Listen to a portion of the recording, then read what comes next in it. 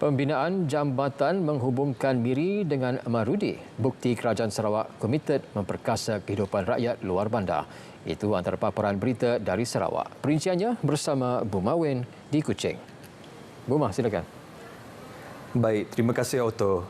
Projek pembinaan jambatan yang menghubungkan Miri dengan Marudi dijadualkan siap dan boleh digunakan sebelum perayaan Hari Krismas tahun ini. Premier Sarawak Dato' Patinggi Tan Sri Abang Johari Tun Apeng berkata, jambatan itu kelak akan menggantikan perkhidmatan feri sedia ada di samping memudahkan akses penduduk di kawasan utara Sarawak dengan lebih selesa dan lancar.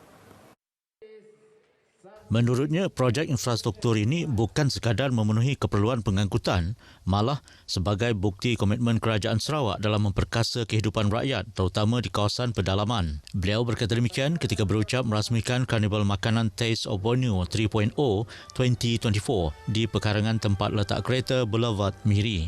Dalam pada itu, Premier Sarawak turut mendedahkan rancangan jangka panjang Kerajaan Sarawak untuk membina jalan baharu menghubungkan Miri hingga ke Long Terawan dan seterusnya ke Limbang melalui kawasan di luar Tapak Warisan Dunia UNESCO di Mudu. Laluan strategik ini katanya dapat dihubungkan terus ke negara Brunei Darussalam dengan mewujudkan rangkaian jalan bulatan yang bukan sahaja memberi manfaat kepada ekonomi tempatan tetapi juga bakal menarik pelancong ke kawasan utara Sarawak.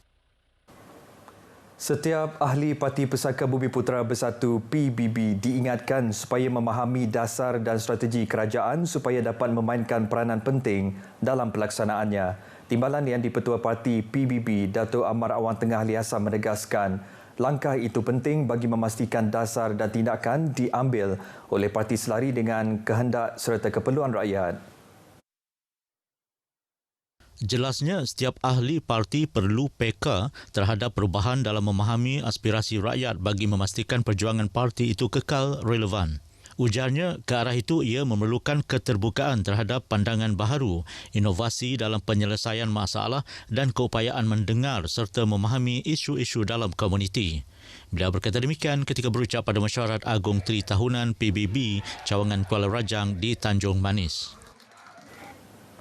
Lembaga Air Kuching LAK terus komited memperkukuh peranannya membekalkan air terawat berkualiti dan berterusan untuk rakyat Sarawak. Sempena ulang tahun penubuhannya yang ke-65 sejak 1959, penghargaan diberikan oleh LAK terhadap warga kerjanya yang telah memberikan sumbangan sepanjang perkhidmatan mereka.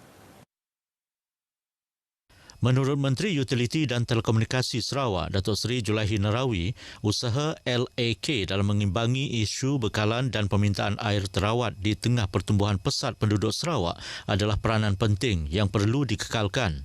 Katanya, memasuki usia 65 tahun, LAK harus lebih bersedia dan cekal dalam menghadapi cabaran masa depan dengan pendekatan dinamik dan produktif dalam mengurus bekalan air terawat.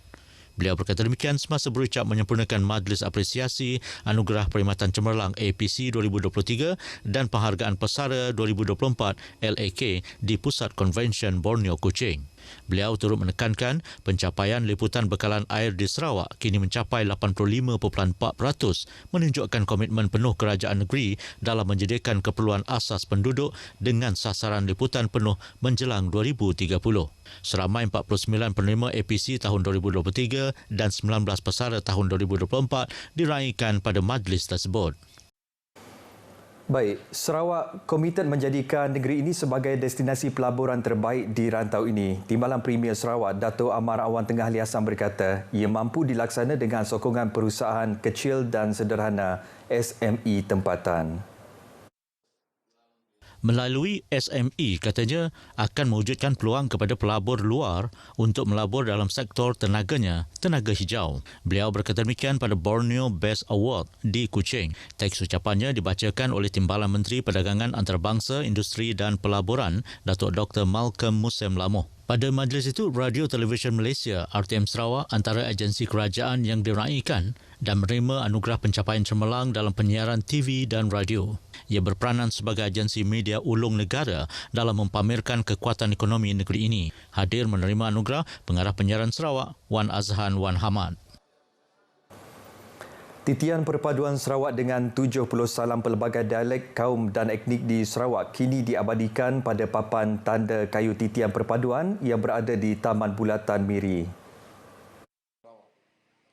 Menurut pengerusi penganjur Carnival Taste of Borneo 3.0, Harry Lee, reka bentuk titian itu diinspirasikan daripada jambatan buluh yang kebanyakannya ditemui di kawasan luar bandar Borneo dan melambangkan hubungan rapat antara semua kaum tanpa mengira bangsa dan agama. Katanya, kejayaan projek titian perpaduan Sarawak ini telah berjaya dimasukkan ke dalam Malaysia Books of Record. Sementara itu, turut tercatat dalam rekod baharu adalah barangan kraf etnik terbanyak dipamerkan dalam satu acara di Kampung Budaya Taste of Borneo yang sedang berlangsung di pekarangan letak kereta Boulevard Miri dari 30 Oktober hingga 10 November 2024. Carnival Taste of Borneo kali ini disertai oleh 20 persatuan pelbagai kaum di bahagian Miri. Beliau berucap demikian dalam majlis pelancaran titian perpaduan Sarawak di Taman Belatan Miri yang disempurnakan oleh Premier Sarawak. Pelbagai persembahan muzik pada konsert Malam Gala Simfoni Festival Gendang Sarawak FGS 2024 yang berlangsung di tebingan Sungai Kuching. Konsert raya tersebut merupakan sebahagian daripada pengisian FGS berlangsung dari 25 Oktober lalu sehingga hari ini. Anjuran bersama Jabatan Kebudayaan dan Kesenian Negara JKKN Sarawak dengan kerjasama Kementerian Pelancongan, Industri Kreatif dan Seni Persembahan MTCP. Selain menjadi acara hiburan bersempena dengan FGS, ia juga bertujuan mengetengahkan aspek kepelbagaian budaya yang wujud di Sarawak melalui persembahan muzik tradisional serta gabungan muzik tradisional dan moden. Antara artis tempatan adalah pemain sapek Matthew Ngau Jau, kumpulan muzik etnik dunia Ad Adau dan Tuku Kame, juara bintang RTM 2024 Roxy XZ, pemuzik pelbagai bakat kelahiran Sarawak, Bele Sisoski, selain persembahan khas Raja Pop Malaysia, Datuk Jamal Abdullah. Turut membuat persembahan ialah Kelab Kebudayaan Iban Patang Rajang, Kumpulan Kesenian JKKN Sarawak dan Kumpulan Seni Mempertahankan Diri Cina Kuching. Baik saudara, perkongsian itu tadi mengakhiri berita dari Sarawak. Dari sungai ke segara, Palestin pasti merdeka. Kita kembali bersama Otto untuk perkembangan berita selanjutnya. Otto, silakan.